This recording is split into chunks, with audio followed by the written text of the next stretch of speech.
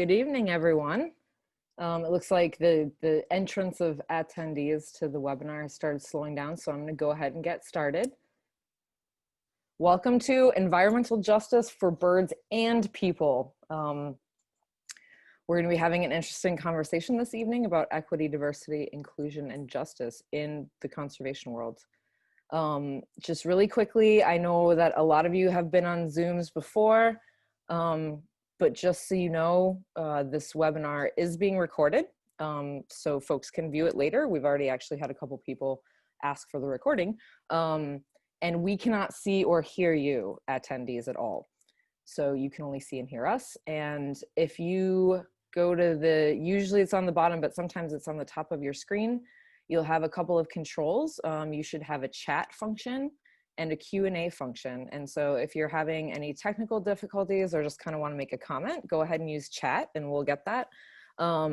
Throughout the presentation, you are more than welcome to put questions into the Q&A box and we will address all of them at the end. So I myself, while I'm screen sharing with y'all, I don't have a ton of functionality in my Zoom, so I'm gonna ask Ethan and Paige to kind of take care of that for me until I'm off of screen share. So briefly, the Missouri River Bird Observatory, I know some of you folks have been on our webinars before, and I see some new names in the participants list and on registration. So just really briefly about our work. We are devoted to the conservation of Missouri's birds and their habitats and all wildlife via quality habitats, feeding the flock, which refers to sustainable agricultural practices, bird-friendly communities and all that that entails, and people in nature, getting people out to enjoy nature and take part in the outdoors. And that certainly means all people, and that's one of the topics we're going to be talking about tonight. So within this mission, we work doing scientific research, bird population monitoring, education for young people, adult and community outreach, and conservation policy advocacy. So in 2019, the small staff of the Missouri River Bird Observatory and our board, we all sat down over the course of several weeks and we really re-examined our organization's strategic plan. And we're 10 years old this year, and we really wanted to make a strong foundation and framework for where we wanted to go over the next decade and more. And so part of that was the eggs that that you saw on the previous slide, but part of that was also identifying our core values. So sort of the ethical framework in which we operate. And those core values are having strong scientific integrity and robust data, using technology and time efficiently and not wasting, definitely working with others across a wide spectrum to form partnerships to further conservation. And much of what we're going to be talking about tonight is this core value, embracing and encouraging equity, diversity, and inclusion in our work. And then we find it really, really important to empower and provide opportunities for young people.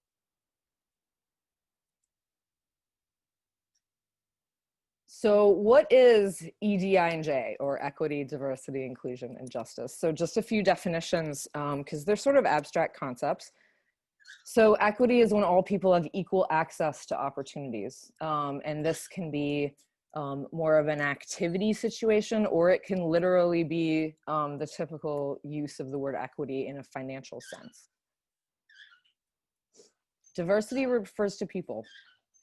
We often, as biologists, think about diversity in terms of all biodiversity, but what we're talking about in terms of human diversity is races and ethnicities and different orientations, and basically people's own self-identity in all of its myriad and interesting and wonderful forms. So inclusion is about processes. So we want to be inclusive. We want to actively be inclusive. So in a lot of cases, there are groups, institutions, organizations that make decisions that affect other people without those other people even being at the decision-making table.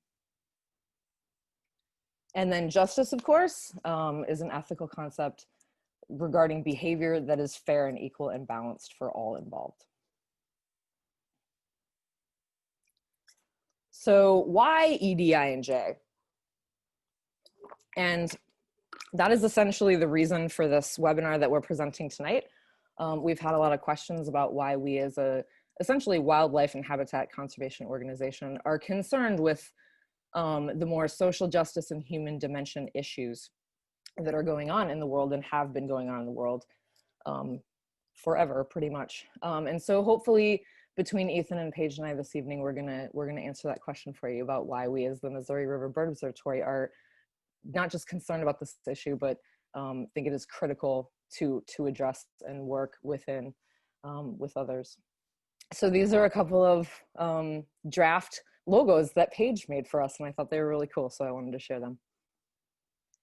So this is, you'll see throughout the course of the evening that this is something that we've been talking to a lot of other people about. So dealing with issues of race, equity, diversity, inclusion, in terms of race, ethnicity, orientation, etc. A lot of people describe those as difficult conversations. I would bet anything that they're not as difficult for us to have as people that experience discrimination and all the way up to oppression and persecution. So I find it kind of odd to say I find this difficult to talk about because I'm a pretty lucky person. The way in which I personally find this difficult is that it involves talking about personal feelings, whether in public or on a webinar or in groups of people that I don't know super well. But I'm going to get over that for a little while and talk to you about my experience, and hopefully that will be a little helpful and illuminating to others. So Ethan and I'm Dana, and Paige, we are your speakers this evening. So a brief background about myself and how I sort of came to this topic and this work is I spent a lot of formative years of my life from the ages of 8 to 14 years old growing up in Hong Kong with my parents that were in the fashion industry. And so I was a part of a very, very, very, very small minority of people. There were a couple 100,000 Americans and Europeans living in Hong Kong, which at the time had about 6 million people on the island. So I don't in any way want to imply that we were a minority that was discriminated against or treated poorly. At the time, it was a British colony, and actually I feel that we were afforded a lot of privilege. However, I was very, very used to being around the vast majority of people that looked nothing like me and spoke different languages. Upon returning to my hometown and my home state of Illinois, I was in high school before I really realized that discrimination in a variety of forms is something that exists at all. And that probably sounds very silly, but I realized that it exists in many forms. And I was really, really shocked by a lot of it, actually, because this was, mid to late 90s. And I genuinely thought that that was something that this country was growing out of. I went to graduate school in Arkansas in the year 2000 and was immediately struck by a lot of differences and a lot of division between genders. It was a very different culture. And I in no way mean to rip on any particular region of this country or state, and I'll kind of address that. But Arkansas was a pretty big culture shock for me, honestly. And there was a lot of racial segregation, as well as a very different gender culture than I was used to from the suburbs of Chicago. Eventually, I spent a year and a half working in Florida. And at one point, I was driving back up from visiting a friend of mine from college that was living there, and I had a flat tire, and I went to get it fixed. And the person that fixed my tire said something to me that was so incredibly shockingly racist that I literally just, my jaw dropped, and I was like, dude, it's the year 2002. You can't say that. Why are you even thinking that? And I remember the whole thing very well, but I also thought for a long time that it was a very isolated and very unique instance. Unfortunately, I think I've learned, and we've all learned, that it wasn't at this point. So work took me to Colorado as well. I was, exposed to a little bit more of the same there. Oops, sorry about that, y'all. And then eventually, happily to Missouri in the year 2008. And something I've noticed here in Missouri, even amongst conservation organizations, which is quite its own little bubble where people are typically very accepting and relatively unbiased. I've certainly encountered situations, institutions, and organizations where being female is not a great thing. And the women that we work with in some instances have to try a lot harder to make it to the same sort of level and ability to be heard than their male counterparts. So leading up to the year 2016, this is Ethan on November 8th, the night of November 8th, 2016. His birthday was the next day. We were banding Northern Saw-Whet Owls in Arrow Rock, as we do every year. And so we had voted that day, but we were essentially kind of ignoring the election and banding Saw-Whet Owls because that's what we were doing at that time of year. And then a couple of days after that, we went to Kansas City to put on it was only our second fundraising event ever. And so we were excited about that. And we were actually staying in Kansas City, and we woke up the morning of November 10th to this on the cover of USA Today. And Ethan's going to talk a little bit about his life, but this was his hometown in Western New York State. And so any sort of remnants of a bubble that I was living in, and I was sadly, in my 30s at the time, any sort of remnants of a bubble, this was pretty much the end of it. And I came to realize that it's not just an individual that has, racist or sexist or biased or whatever tendencies. It's a widespread problem. It's a systemic problem. So fast forward a little bit, this is something that was in the news super recently. I bet a ton of people that are on this webinar know this story. This gentleman is Christian Cooper. He's a avid bird watcher in New York City. He happens to be on the board of the National Audubon Society, which I actually didn't know till way after hearing this news story. But this is the gentleman that was birding in New York City and asked a woman to leash her dog because that was the rule. And those of us that are concerned about birds are, always worried about kind of free roaming pets because they're very disruptive. And her response was to call the police and say that she was being threatened by an African-American man. So while this instance, I think all of us know at this point is not necessarily in and of itself a rare occurrence. It happened to this gentleman that was a bird watcher. So it really, really reverberated throughout the bird watching community and the conservation community as a whole. So kind of in response to that, this awesome thing was launched on social media, particularly Twitter, but a group of largely young people, this is Karina Newsom, one of the organizers of Black Birders Week, really wanted to get it out there that there were a lot of people of color that are bird watchers, and that this sort of thing, while this particular situation was very, very extreme, they weren't able to feel comfortable a lot of the time as Black bird watchers. So this was quite a social movement. And Ethan and I watched the live streams, and it was striking how, all of these folks from, I think some of them were 18, 19 years old, all the way up to people in their 60s, they described many situations where they felt unwelcome, or they felt,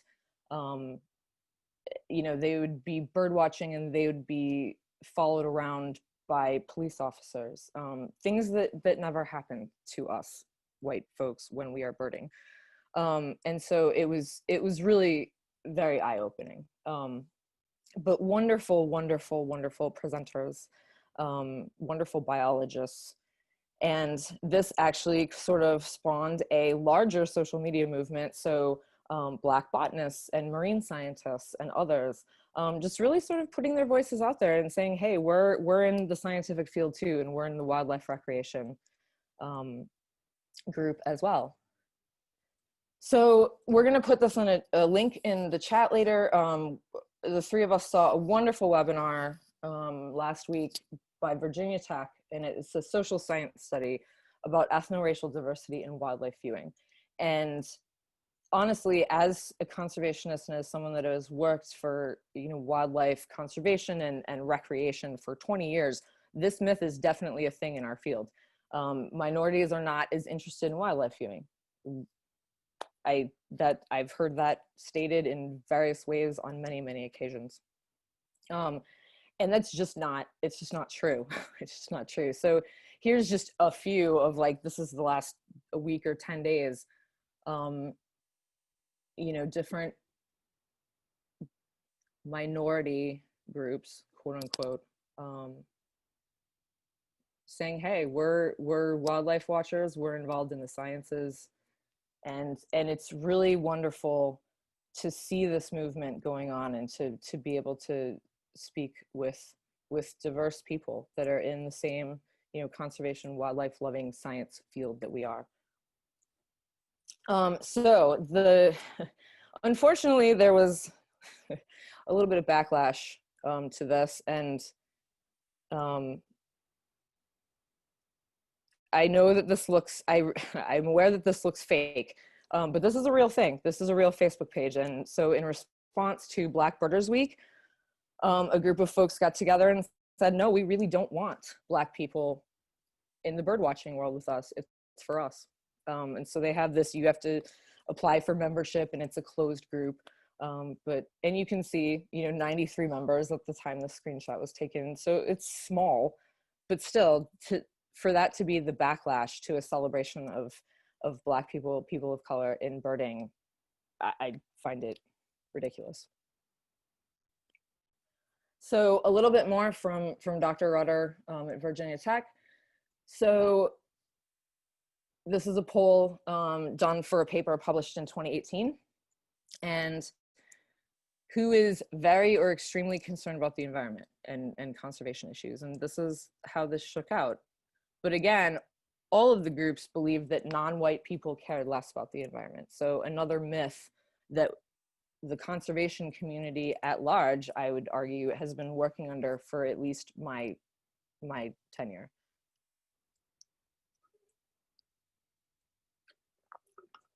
So why this is important, I mean, I think it's important in its own right, but it's also important from a conservation standpoint. So birds and people share a lot of the same challenges, and this is true of all wildlife. It's true of, plants and habitats. Climate change, I think Paige is going to talk a little bit about that. So the environmental toxins that we experience, I believe that Eth or Paige are going to talk a little bit more about that, but essentially the less socioeconomically the less advantaged someone is, the more likely that they're going to be bearing the brunt of these things that we think of as serious conservation issues. So lack of natural areas, even if it's just a park in a city or in a suburb, and then obviously lack of a voice in decision making, and this affects us all. So here's just a quick example. This is from Minnesota. I found several others from other locations, but I kind of like their infographic. So basically, certain communities are more likely to be near higher levels of air pollution. And there's all kinds of healthcare statistics that go along with this as well. People of color are much more likely to develop asthma as children, for instance, is one of the outcomes of this sort of thing. So, and you can see here, these are pollution from these various sources that you can see in the different colors. And you can see that, communities of color and poorer people are closer to these sources of air pollution, particularly things like industrial facilities. And that kind of makes sense that's happening. So if you're in industry, you're probably not going to put your polluting facility next to wealthy people of means that have some political power that may be able to stop you. You're going to go into a community where people really don't have a voice about what is built next to them. And or they might really, really need the jobs despite the toxins and the pollution that they might be subject to by having that there. So a couple of examples of this that I've learned from, and that are just, they're documentary films that anybody can watch, and I recommend that. So one of them is the movie The Right to Harm, and possibly some folks on this call have seen that movie already. It is about confined animal feeding operations and their effects on the environment and the communities in which they're placed. And, you know, one thing that struck me about that movie is it showed various geographies throughout the country and how citizens were trying to fight these coming in right next door to their property, typically where they had lived for, you know, their whole lives or possibly generations. And one thing that struck me watching this movie is that the only citizens group that actually successfully fought a CAFO, as presented in this documentary, was a group of wealthy people from Michigan's Upper Peninsula. You know, the Black folks in North Carolina, the legislature there said, nope, sorry, like, we're not listening to you. A multi-ethnic citizens group in Arizona, nope, we're not listening to you. And even then, you know, the folks in the UP really, really had to organize and fight. It wasn't just that, you know, they were like, hey, we're white and wealthy, so don't do this. They still had to work really, really hard. So another example of that is a lot of our fossil fuel facilities. And you can see this map here. This is a well-known, well-documented, the little cartoon is from The Story of Plastic. But, you know, fossil fuel companies are looking at increasing their facilities and increasing plastic production facilities in order to use a lot of gas and oil. Now, you can see where those are placed. A lot of times they are placed or expanded in communities of color, or in, you know, poor communities of any ethnic or racial background. And again, because either people need jobs and so they won't fight, or even if they don't like this, they're not listened to. So these are these two documentaries, The Story of Plastic and The Right to Harm. I highly recommend them. So in the US flag code, flying the Union down is a signal of dire distress in instances of extreme danger to life or property. And I think we're there. There's so there's so much toxicity and so much pollution in our environment. And, you know, I don't think that, even though I am a white, you know, middle-aged person with an education and relatively middle class, I don't have that big of a voice either. We're talking about industries and political situations that have far more power than individuals or even communities. And so as conservationists, I think it's really important that we work together. I also don't think that we should have our fellow human beings suffer in any way. So for so many reasons, I think this is a crucial part of our work at this point. So why?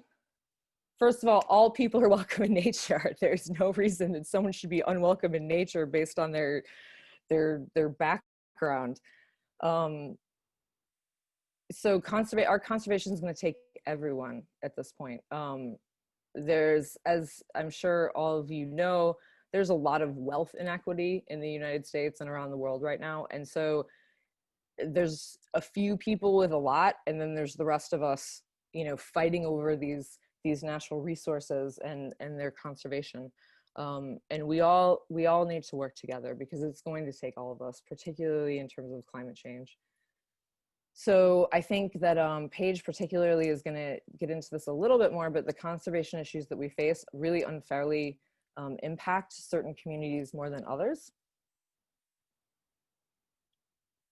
And from a just purely organizational standpoint, there's quite a lot of research out there that organizations, particularly nonprofits, that have a more diverse constituency and staff and board score higher on things like competency and creativity and resilience as an organization. And finally, because diversity is awesome, biological diversity is awesome, and human diversity is awesome. So one of the things that we're doing, we'll talk about this a little bit more later, but we are hardly trailblazers in this regard. There are a lot of conservation organizations that have been dedicated to and working on promoting equity, diversity, and inclusion within their organizations for several years. So it's not all just us. We're having some really good conversations and learning from folks at organizations like these. And then here in Missouri, I just wanted to highlight a few of them. Here's some great organizations here in our state that are doing the same thing.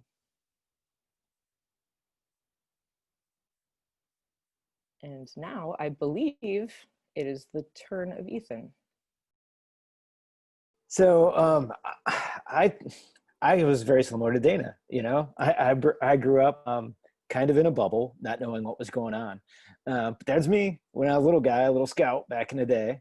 And I grew up in this like really idyllic geography, and you can sort of see the hills in the background, but that's the main street in my hometown in the 70s when I grew up.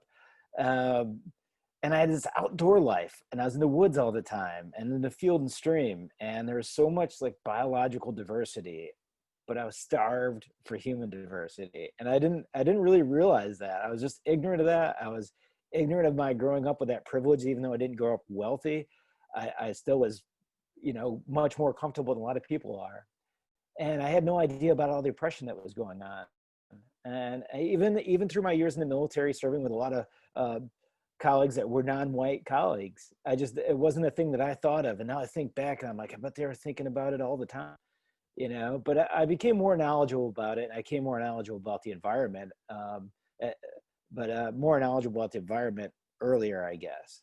And now those things have become entwined. And I found that the solutions that we are pursuing, you know, the most pressing environmental crises, some of which Dana mentioned, they're inextricably linked to the historical systems of oppression we see, and on their multiple cultural scales. So I'm taking this perspective here that I want to jump back and just show you like my little bit of personal history so that y'all can think and more closely relate to your own personal histories. And I think it's neat because history is fascinating. And I'll just do a few slides here, and I'll start with early North American history before European colonization. And we can understand a little bit deeper if we look at all these cultural histories. This is a map, and we're provided links for this, but that's native land map. Those are all Native American cultures. Those are all different tribes and clans that existed before colonization. And I love the color of that map because it really shows what a great blend of different unique tribes and groups those were. And you can bring it home a little bit more. Here's Missouri, you know, then Missouri had that blend here, and it had a little nexus close to where we are in Saline County, which is really interesting. But if we dig deeper into these and then we put them in the context of geography and understanding these historical influences on Native Americans, we get to see some patterns emerge. So let's think about your geography, where you came from. I came from the Eastern Triple Divide, right up here where the purple meets the orange.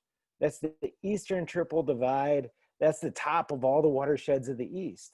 I was just 20 miles from the headwaters of that. And so when I reflect on my upbringing there, I find it's kind of fascinating. And to think about how the Native Americans looked at it. It was home of the Senecas, the Iroquois Federation, Onondagas. Here's an old map from 1771. This guy that made this map had some stories to tell, but here's the Allegheny River that comes up out of the Ohio, and it comes right up to the Genesee River. And there's a little town here called Gistaquat. That's what it was called, but that was the hometown that I later grew up in. And right nearby, there's stories from the map maker and Horatio Jones and their memoirs of Horatio Jones about these huge roosts of pigeons, and all these tribes would go gather to go collect pigeons when there was just billions darkening the skies. It said he'd go there, and it looked like they were all nesting, taking up all the branches possible, every branch on a tree. And they'd used all this nesting material, so it looked like somebody just swept up the forest floor with a broom. It was so picked clean. But this history, and it's so fascinating to look back on, and it helps us see what was going on there, because just shortly after settlement, this is what started to happen. I mean, this is a matter of just a couple hundred years. This kind of thing just came all the way across the east. This is also my hometown. I guess somebody planted some pine trees up there in the North Hills a little bit, but they completely denuded the forest. And along with denuding the forest like that, they inflicted genocide on native peoples that were there, both deliberately and by accident. And they destroyed these beautiful primitive cultures of people and the virgin forest that existed there. So in 1867, the result of that, there's my ancestors' lumber company straddling that beautiful Genesee River at the top of the watersheds, and they had all sorts of tanneries associated with it as well. So followed by that, we started, providing jobs and things. But in 1867, those vast forest landscapes were gone, and this is kind of what took its place. People were exploited here along the step of the way. Not as many Black people, but some Black people. But it was all for the benefit of the wealth of the few. The people that were largely exploited were the immigrants. So there's Polish, Irish, and Italians and immigrants. And the censuses of the time mentioned that a major cause of the death at the time was like heart disease and typhoid and scalding to death. They lost a lot of people to scalding in the tannery. So you can imagine what the working conditions were like there. Those weren't the upper crust people that were getting scalded to death. And this happened for quite a while. You can imagine what it did to the watershed there. Meanwhile, the rich folks, this is also Main Street, my hometown. This is 1895. They had a millinery right there, direct exploitation of birds, direct. I mean, those were egret feathers from Florida, probably some last rookeries of some great birds, or maybe Carolina parakeet feathers and things like that. Birds that we've lost forever now. Decorate somebody's hat, so we can reflect on these things as exploitations of birds and people, and we really begin thinking about this in solutions because we know what happened after this. We got the Migratory Bird Treaty Act, and we found that's a great legislative tool and solution, which it was so successful, it's really been under assault lately. But we found that we're seeing the environmental injustices are just so closely tied to the injustices to people. And it doesn't take much of a leap to know that the solutions in there should have justice for all. I mean, it's written in our Constitution. So one little step forward in this and look back. Here's a couple family members again back in my family photo albums. Here's an 1895 photo. This is my third great Uncle William. And my fourth great grandfather, Captain George Blackman, right here. You can't see it in the picture, but he's missing an arm because he lost it in the Civil War. And I mean, we're fighting over slavery right then, right when all this environmental stuff was going on too. And I'd like to get into this history more, but I think it's just important to think about this in local stories and how they can mean to you and how you can relate. And I'd like to know more about the perspectives of the people of those times too, because our history books in school often glossed over some of these really uncomfortable details. And that's part of the reason why we still need to have these discussions. But onward in time. Well, following the massive clear cuts and all that, all of a sudden we had an oil boom. You'd see cleared off hillsides, no more trees, but you could see 100 gushers a day just erupting from the hills and all throughout our watersheds. At first, these were wildcatters and independents, industrial, hardworking folks, really making ends meet and sometimes making it big. But the big oligarchs swept in, and this is Sinclair Oil Company and it's Richfield and others. But they built a refinery right on the banks of the Genesee River. You can actually see the Genesee River down there in the corner. And so they built this huge refinery right there. Our municipal water intake was just downstream from that, even when I was growing up, right? So what's the worst that can happen? Oh, it caught on fire. In 1938, that thing just blew to smithereens for like 3 or 4 days. Killed a bunch of people, you know, hurt a bunch of people. Who knows what kind of environmental damages were then. But they kept it going for another 20 years until it burned up again in 1958 and they finally gave up. Well, that became a Superfund site. Obvious direct impacts on people and environment. It had a predominantly white town. But oftentimes, as Dana was mentioning, it's other people live next to these toxic plants and emitters. And now we better know the dangers, you know? So it's still the poor and minority communities that face it. So my last couple of slides here, I'd just like to bring forward that it's not just these environmental things, there's actually parts of policy that have been causing these things. Even in the area of the Green New Deal, the New Deal in 1939, you know, FDR, the Southern Democrats really fought like heck to make sure that Black folks couldn't benefit from it. We've included links to that as well. They wanted lower minimum wage for farming and domestic services. They obviously, because most of the domestic services in the South were African Americans, so they slowed down the growth of the labor movement. They tried to block efforts for unionization. They stopped racial integration. You know, it was just, they defeated anti-lynching legislation along with this New Deal fight. So doesn't that ring a bell? I mean, these same things are repeating. History is just repeating itself again. And I guess I'll just throw in this other one that really irks me as a former airman myself. These are the Tuskegee Airmen right here. You know, these guys served alongside in World War II with both of my grandfathers, likely fought in the Battle of the Bulge, you know, and just like the New Deal tactics, the legislators went in and made sure they did things like redlining, and it resulted in 1 million Black veterans not being able to get to GI Bill benefits like my grandparents did and like I got.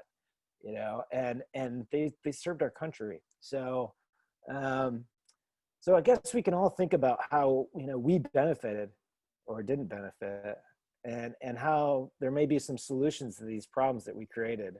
So I guess kind of I mentioned some specific local scales, but the global effect on these things, which Paige is going to bring up a little bit more, are cumulative. They're widespread. They're increasingly deadly, especially in the area of climate change and in the era of COVID. So we'll move on to more modern context now with Paige bringing these things up, further defining these terms for us all. But I just want to say the challenges that we face are daunting, but the solutions are within reach. The solutions will address all these threats together. The natural world, cultural world, and since we all have our own stories to tell and explore, all of our solutions can be unique and everybody can help with this in their own way. So before handing it over to Paige, I started to come up with that design theme and that logo, and I added to it a little bit, and so I'd like to show her what it looks like. Ta-da! What do you think? So I'll hand it over. I was waiting for Ethan to do his magic on it. On my simple sketch. So that's great. Thanks, Ethan, for sharing, and Dana for sharing all that great info. So I'm going to apologize. I'm going to try to go through this somewhat quickly, just to respect everyone's time. But if I don't end up finishing till 6:30, we will stick around for questions. But if you have to go, we won't take it personally. We said we would only be till 6:30, so. But That's my fault. Typical. Well, this is a topic that has a lot to share, and so it's not something that I want to rush through. All right, how does that look? Does that look proper? Okay. So great. So I just want to go through some terms and and some of what I say, a lot of what I say will kind of be a repeat of what Dana and Ethan have brought up, but what I'm hoping to do is kind of really wrap it all together for you guys on this term, environmental justice. So if we go by the EPA's definition, environmental justice seeks the equitable treatment and involvement of people of all races, cultures, incomes, and educational levels in the development, implementation, and enforcement of environmental programs, laws, rules, and policies. And the environmental justice movement kind of emerged in the early 1980s in North Carolina in the USA. Due to a local dispute over a toxic waste dumping near a neighborhood of African American people. And the movement really emphasized from the beginning that environmental problems can't be solved without unveiling the practices maintaining social injustices. So these two, the environmental movement and the social justice movement, are not necessarily separate. They're very intertwined. And so when we're thinking about our work, we also need to make sure that we look at our solutions through that social justice lens as well as that environmental lens. And so for me, when I'm thinking about environmental justice, this was really the time when I first had this click in my head that these things are connected and we're all working towards the same goal essentially. It really made me even more excited for my job, because I was like, now we get to bring in all these partners and all these different groups that are working towards the same thing and make our world a better world. And so for me, environmental justice, I'm going to share this quote that I heard Van Jones give during a TED Talk, and he was talking more specifically about the plastic crisis and environmental justice. But he says, when you were younger, you cared about the whole world. And at some point, somebody said you had to pick an issue. You got to work on trees, or you got to work on immigration, or something like that. You've got to shrink it down and be about one issue.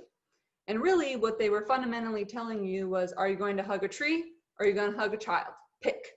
Are you going to hug a tree, or are you going to hug a child? Pick. Well, when you start working on issues like plastic, you realize that the whole thing is connected. And luckily, most of us are blessed to have two arms. We can hug both. And so that kind of just envelops what this is for me, is we get to work on both of these things. It's going to make both movements stronger.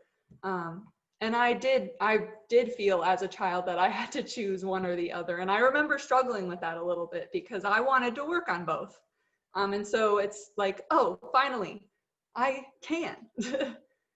And so what I'm going to go through now, when they were kind of bringing up oh, Paige is going to go into that more detail later. That's what they were kind of talking about, are these 5 major environmental justice issues.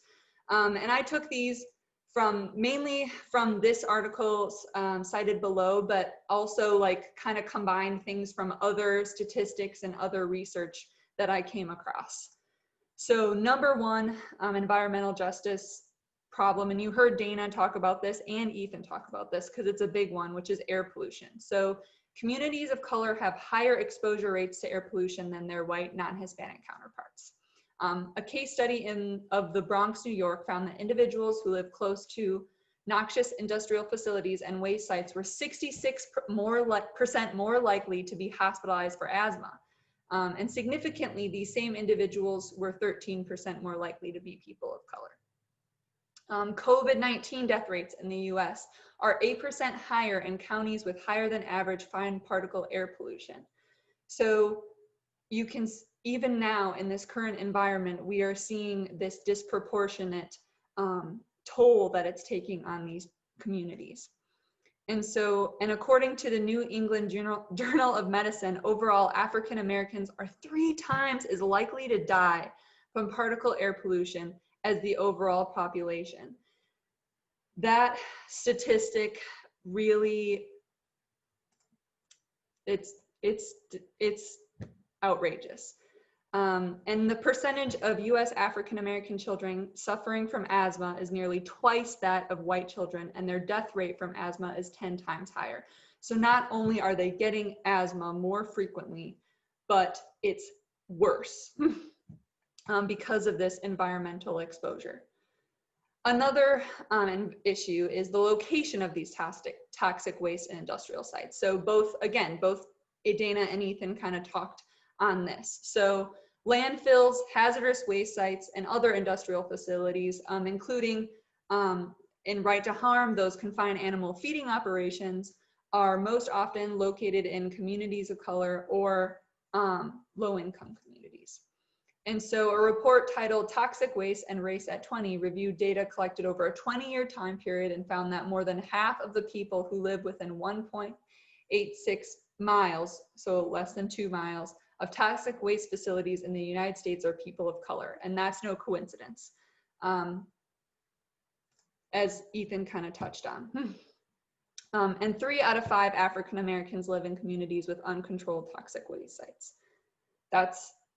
It's just not okay. So, and we got to work to end it. So lead poisoning, which I, growing up, thought that we had understood the toxicity of lead and that we were mainly having that, and that was banned, and there were regulations on this, but we're still seeing people being affected by lead. So a study by the Centers for Disease Control and Prevention determined that 11.2% of African American children and 4% of Mexican American children are poisoned by lead, compared with 2.3% of white children.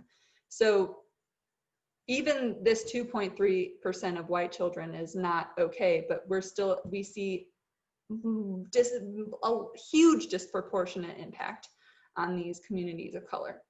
And so lead poisoning can result in a wide range of health problems such as anemia, seizures, and brain development issues, as some of you may have heard. And even with the restrictions on lead paint usage, children of color who live in low-income communities continue to suffer the most. For example, a 2004 report revealed that African American children and Hispanic children in Chicago were 12 times and 5 times more likely to be poisoned, respectively, than white children. 4, water contamination. So this is another big issue, and you guys have probably heard about some of the effects in Flint, Michigan. But studies have documented limited access to clean water in low income and communities of color. And it has largely affected children of color who live in rural areas, indigenous communities, and migrant farm worker communities. So us as well. And that can cause an abundance of health-related issues, particularly for young children. And depending on what contaminant we're talking about, possible health problems can include waterborne diseases, blood disorders, and cancer. And so another thing that I found was indigenous people of the Navajo Nation, for example, have suffered for years from water contamination, due in part to the residual effects of uranium mining in the region during the 1950s. And they're still feeling the effects of that, as well as the recent toxic spill. In St. Joseph, Louisiana, residents are forced to live on water that is tinted brown and yellow, but the state continues to claim it is safe to drink. African Americans make up 3/4 of the town's population, and nearly 40% of the residents live in poverty. So we're talking about like basic human rights, things that all humans need to live, being disproportionately contaminated. Climate change. So I think with this one, all those first 4 that I talked about, climate change makes all of those things worse, essentially. As well as if you've watched anything or you've heard anything about how it's affecting wildlife, it's kind of climate change. Birds in particular are facing all these different challenges, right? And climate change exacerbates all of those different changes. So the effects of climate change, so extreme weather conditions, just have devastating consequences for these communities. And the population in the 10 US counties rated most vulnerable to disasters by the Centers for Disease Control and Prevention is 81% minority on average. So the 10 US counties that are going to be the most vulnerable to these climate change effects are 81% minority. And we can maybe talk about, and that's why this is kind of a beginning to the conversation, because there are a lot of things that go into why that is. But in the aftermath of such disasters, efforts of city officials to rebuild communities are often inadequate compared to efforts to rebuild higher income and white communities. So one example of this is following Hurricane Katrina in communities of color in New Orleans. So Black homeowners received $8,000 less in government aid than white homeowners due to disparities in housing values. In 2013, about 80% of the mostly Black residents of the city's lower 9th ward had not returned to their community due to inadequate building efforts. So they truly lost their homes. So low income urban neighborhoods and communities of color are more vulnerable to heat waves and increased temperatures due to the heat island effect. So this is a big thing that you'll hear about when we talk about climate change. So we haven't nailed down the date, I don't think quite yet, or we haven't advertised it, but we will be doing 2 talks on climate change. And this is definitely something we'll talk about, but you can look at, and I'm gonna post a resource too at the chat when I'm done talking that talks about, that shows, so there, like, I read it in the New York Times, it's a New York Times article, and it shows Richmond, Virginia, and it shows the whole town, and it shows the historically, or the red line districts, and then it shows where the hottest parts of that city are. And they're right in that same area of those red line districts. And then they show you, well, you also see less tree cover in these districts, as well as more pavement, which creates that heat island effect. So the more pavement you have in the area, the hotter that area kind of is, because the pavement doesn't absorb that heat, it kind of radiates it back up. It's like a simple way to try to do that science, but we'll go into that more with climate change. And that's like big, definitely all of those slides were very much a summary of what's going on. And I also want to stress in terms of the climate crisis, like we will all be affected by the climate crisis, but low income communities and communities of color are going to be, and already are, disproportionately affected by its impacts around the world. So I just want to make that point to you guys. The plastic crisis. So Dana talked a little bit about this, and I highly encourage you to watch The Story of Plastic if you haven't yet. But I'm going to bring it up as what I think is a really good example of how the environmental movement, the social justice movement, and even healthcare are intersectional, and they are intertwined within each other. So you may have seen, this is another graphic, great graphic from The Story of Plastic, showing the kind of process of how plastic, like its life cycle, its chain of events within a piece of plastic's life. So it pollutes at every step along the way. So long before it reaches the environment, plastic harms people and the planet and birds.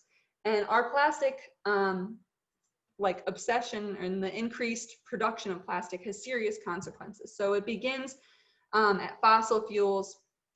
Plastic begins as a fossil fuel like oil and natural gas. And that means that the health and climate impacts of oil and gas extraction and transportation are also part of the life cycle of plastic. And so next, those fuels are converted into the chemical ingredients for plastic at plants that release a slew of toxic emissions into the communities in which they are built. So that's kind of this right here. And that results, that's where we're seeing this higher rates of asthma, cancer, and other conditions are right where these refineries are. And many of the plastics we interact with include other chemical additives or coatings, and these can leach out of plastic and into us, causing even more health consequences. And ultimately, a really small percentage of plastic gets recycled. The rest ends up in landfills and in the environment or being burned. And all three of those options are not great.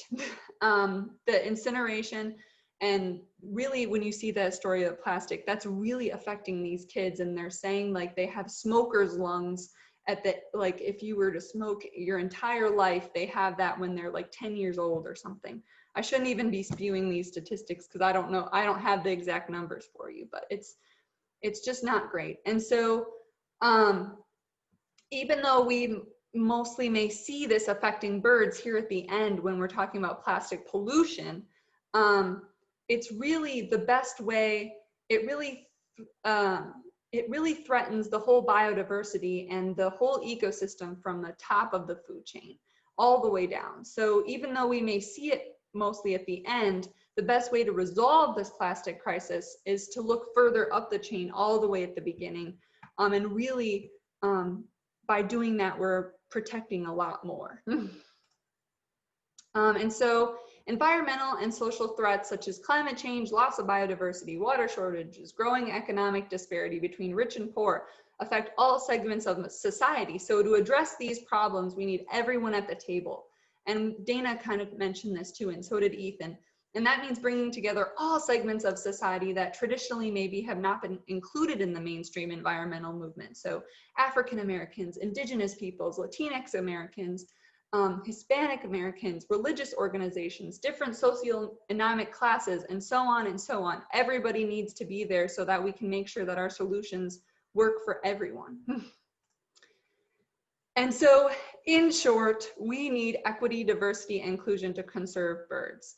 And I just love this photo by Clay Guthrie showing these least terns, which are a threatened species, and considered endangered, federally listed as endangered in the interior population, sharing fish, and I don't know, there's just some sort of symbolism there that I quite haven't wrapped my head around, but I just really like it. And so before I make my closing statement, I want to share with some books with you that I've read that I have found super helpful in learning more about this issue, and maybe not environmental justice in particular, but definitely racism. And so that one on the right there, Stamped, is a remix of Ibram X. Kendi's book, Stamped from the Beginning, and that one's Stamped: Racism, Anti-Racism in You. And it was a remix that was written for teenagers, which I did not realize at the time that I bought it, but I'm so glad I bought that version because it's just really goes through how racism is built into the history of this country. And so if you were really sparked by some of the things that Ethan was saying, that's what he was talking, I was thinking about the things I learned in that book. How to Be an Anti-Racist, great book to learn about some of the different ways that you can interact that are more productive and anti-racist and not just not racist, which is still technically racist. And then White Fragility, Why It's So Hard for White People to Talk About Racism by Robin DiAngelo. Highly, highly, highly recommend this book if you are white.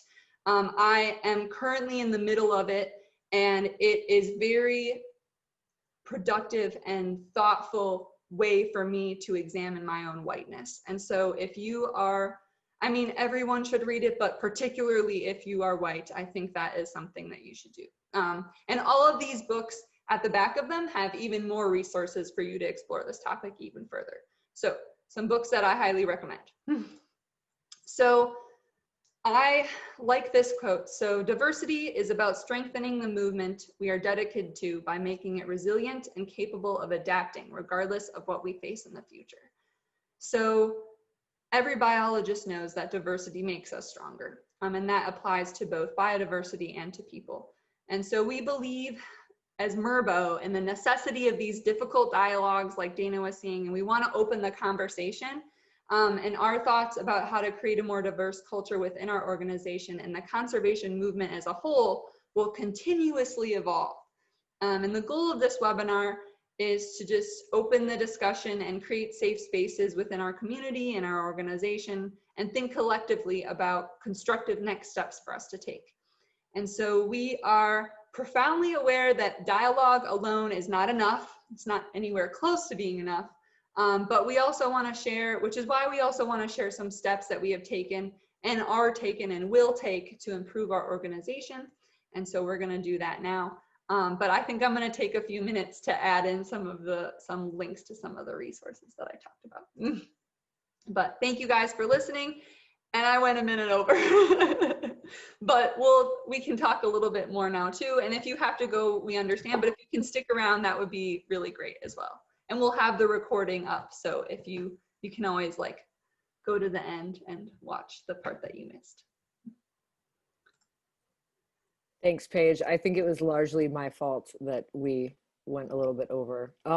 We had a request for you to put in the link to the five environmental justice issues that you cited towards the beginning of your presentation.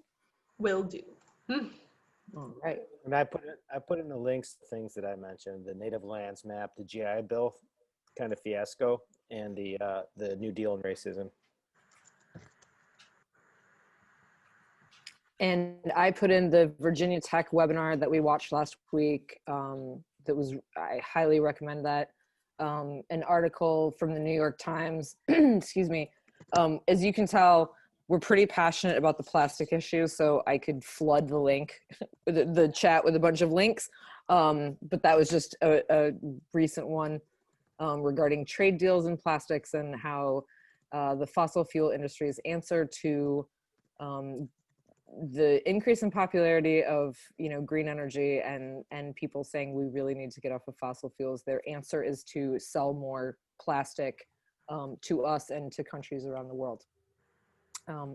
So looking into our Q&A, Nancy says, thank you. This is a comment. It looks like, thank you for tackling this topic. It is vital that we recognize how persons without standing are taken advantage of by our government, corporations, and persons of wealth and privilege. Thank you very much for that comment, Nancy. Thanks. We're clearly Thanks, Nancy. It's kind of our duty at this point to do it, and we are all just learning, and obviously we're all white. But I mean, we're at this point, we don't feel like we're going to request anybody's time that from anybody that's non-white to come in and help us out with this. You know, it's our turn to pick up the torch and do what we can as an organization and do what we can as individuals and help share it with our other white colleagues and friends and family. We got a comment from Paul that just says, thank you. Thank you for coming, Paul. That's really nice. And you're welcome. A tough question from Dennis. What does an ideal action list look like for an organization committed to EDI&J, but with a long way to go? That's us, in terms of making inroads with disadvantaged communities. So I'm going to, I mean, we can all address that, but I just want to give an example of one thing that we're doing. And MRBO is, while we individually have been thinking about this for a while, and, you know, we developed those core values last year. That's a year. I mean, we're like infants trying to find our way.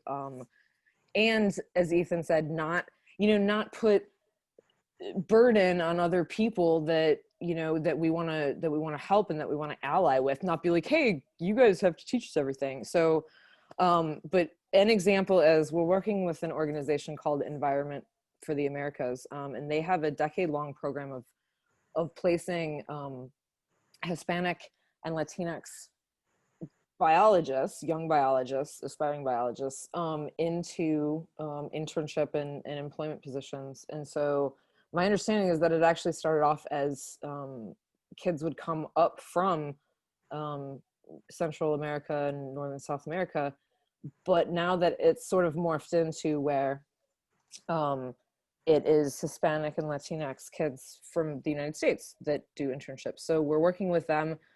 We have been wanting to work more with our El Salvadoran community here in Marshall. We have a really, really robust Salvadoran community here. And so one of the things that we're working on developing is hopefully an internship with a Spanish-speaking person, because none of us speak Spanish.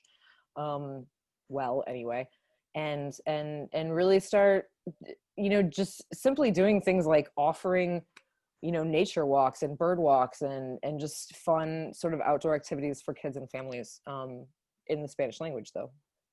So that's one example. I'm sure it probably really varies by organization, and there's a lot of models out there. There's many books written on it. There's many different, I mean, you're like me thinking, I want pragmatic steps that I can take. What are the things you can do? But I think the situation often requires more fluidity than that. And so you have to find what works best for your organization and what your challenges are within that organization to really overcome those hurdles. You know, we came up with things that we just ran into things we never even thought of, like, okay, so say we get this grant and want to bring some kids in. Is this going to be a comfortable environment for them to be in if we give them that opportunity to gain some experience with us? What are some other ways around that then? Should we provide online trainings and things, give them tech tools that we've developed here that are pretty unique to us, empower them that way? There's a lot of different approaches that you can take. Usually start with the path of least resistance and build up your armory and then go through the tough challenges after that. Yeah. But Sorry, are you who done? knows? Yeah, I'm done. Oh, well, I don't want to interrupt you. But so I think so. I also, when I attend a different equity, diversity, inclusion, environmental justice webinar, and also looking for those concrete steps. And so I think I can give somewhat of a semblance of different things that you can do based on like the things that I hear in almost every single one of those. And I think number one is start with yourself. Educating yourself as much as you possibly can, because I think with almost everything, and I think you can relate to this in terms of nature, when you start learning about something specific or even really general, the more you learn how much you don't know. And so at least I found that to be very true. And so the more I learn, so I think just start with yourself and then learning more about that. Start with examining your hiring practices and how inclusive those are.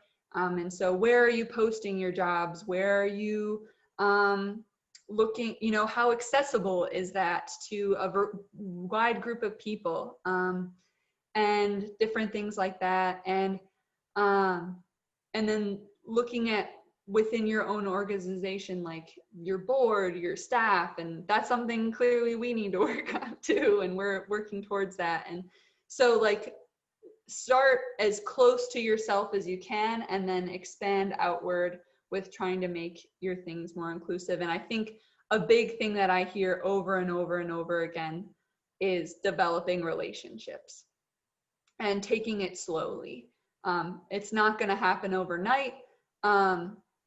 And it's going to take a lot of work. It's about building those trusting relationships with those, like one might say, non-traditional partners. I was totally about to say that also, like after, you guys got me thinking about that. We have a related question from Jim. Awesome. We hope to be more diverse in our Master Naturalist group in Kansas. What are steps that we could take? And so Paige just mentioned different events that she's gone to and different trainings. And I think we've all been involved in a lot of that, basically taking every possible opportunity that we can to learn from other people. And there really are, particularly during COVID, because normally obviously meetings and trainings and things involve travel, right? But now there are a lot of different resources. And I showed that slide with, a number of different organizations. Those are particularly the conservation organizations that are regularly presenting webinars and trainings and conversations, just frank conversations on this topic. And so I think while we're trying to move forward with steps such as reaching out and like making sure that we expand our, for lack of a better word, when it comes to things like staff and interns, expanding like our advertising and being like, hey, everyone is welcome. I think we're largely still in the learning phase, and I suppose, we're all going to learn for our whole lives.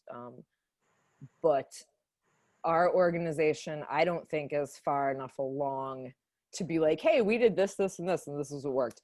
And then definitely partnerships. I mean, that's always been a super, super, super key part of our organization. Just getting out there and meeting and really throwing yourself out there and going to meetings that you wouldn't necessarily go to, or joining groups as a member that you wouldn't necessarily think of because they are not traditional partners for conservation. That has changed enormously. I would say, in the last 2 years, it's changed hugely. So since there's likely bird people on here, And if you're National Audubon Society members, I mean, we learned a ton from them up in Milwaukee with their workshop, the focus on EDI&J up there. And they've got some tremendous resources that we put to use in forming our core values and everything. So looking at what those other organizations do, I've been pretty impressed with the National Wildlife Federation too, with their focus on this through and through, like not just topically. They're not doing tokenism. They're looking in depth at really finding these solutions that coalesce between the cultural and environmental interface. Yeah, I think that's awesome. And like, the webinar that we just saw, what was it called? Do you guys have that link up? And yeah, it's up there. It's in the chat. Yeah, so they go through some of the barriers that people face. And I think that understanding like what are the barriers to why, and learning more about what are the barriers can really help understand like maybe how you can help possibly try to break through those. But I think that's a super important point, really, because particularly for, we were asked about master naturalists, and there are some bird groups on here. And I feel that many of us for a very long time have been like, hey, everyone's welcome at our bird walk or whatever it is, at our event. And we're like, why doesn't, like, we don't have any people of color here? Well, that was like one of the myths that I sort of addressed. Well, maybe they're just not as interested. And that's just not the case at all. And so I think, Paige, your point about understanding the barriers and therefore because before learning these things, I didn't know what the barriers were. So how could I address them? I wasn't aware of their existence. So yeah, that is a great resource that's in the chat. Highly recommended. Yeah, and we have a Heather question. Oh, sorry, just real quick. So one of our attendees posted a great link that I have explored myself. So the National Association for Interpretation, so has some really great links from environmental conservation groups, and they have some really great links about how to be more inclusive, because obviously interpreters are really looking into that because it's really important for that. And obviously there's a lot of racial history with a lot of those interpretive sites that people are examining. And so that would be a great place to look into. So I'm going to share that link to everybody. just so you know, everybody, it's nature interpretation, not language interpretation. Yes, good point. I've seen people not know that before. It's true. Yep. We have a comment from Patrice. Thanks for stepping up and sharing your passion, knowledge, connections, and guideline with us, and hope. Thank you very much, Patrice, for attending and for that compliment. I don't know. I feel like we're talking about a concept that we're working on so hard our own selves, and is abstract in its way, and we're not experts on this topic. But we thank you all for coming, because we did want to share kind of our experiences and open this conversation. It looks like we have one more question from Heather. In this new world of COVID, do you perceive any challenges in achieving your goals of EDI&J? Are there positives when increasing nature equity during a pandemic? And thank you for your compliment about the community is lucky to have MRBO. Heather says she'll be passing on this webinar to colleagues here in Western New York. Yay, Western New York. Are there positives? In a way, I mean, everyone's more geographically accessible to each other right now via technology like this. Also, there's been a great use of outdoor, public spaces in general. And I think that benefits everybody across the board. And if you're out there being socially distanced in a park or someplace, if you see a non-white person bird watching and enjoying it, just feel good knowing that, hey, at least somebody got the opportunity out there to do it. And You know, to us, it's like, you know, human diversity is just like nature diversity. It's just awesome. Like, I love people's accents. I don't care what color their skin is. Like, if they have a Southern Appalachian or a Northern Appalachian accent, it's just nice to see and hear diversity. It makes things better. Yeah, I would say, I think we're all, I think we have an opportunity. We all, I don't know, I just feel like I have more opportunity to learn. Like there's something about the virtual space that has allowed me personally to attend more webinars because it seems like they're more available, and different conferences too, where normally we wouldn't be able to, or I wouldn't be able to afford going to that conference because going in person requires a plane ticket and a hotel stay and the conference fee itself. And with a virtual space, that's not necessarily true. And with our own program, so we had to move our summer camp to a virtual thing, and that was really rewarding. I got to meet kids from all over the state and other states, and kids got to meet other kids from other states that they would not have been able to otherwise, because we hold our camp here in Arrow Rock, which isn't the most accessible place necessarily. You do, and we're working on that too, but yeah, so I mean, I think that was positive, and to see those kids, like, to have that experience with them was rewarding, particularly too, because they really loved seeing each other. They loved just being like, here's my dog, and like all that stuff. So I think there are bright lights in the darkness of it, but it's just a chance to like rethink how we typically do our work, which I think is important always. We'll knock this COVID thing out. I think eventually people are going to really smarten up and buckle down. And, you know, I have hope that when this all ends, we'll be better for it. And just stay safe. You know, you can't, there's nothing like showing a kid a real wild animal, whether it's out in nature or in a zoo. So there's no replacing that. But in the meantime, we can build appreciation for those things in any way we can. Mm-hmm.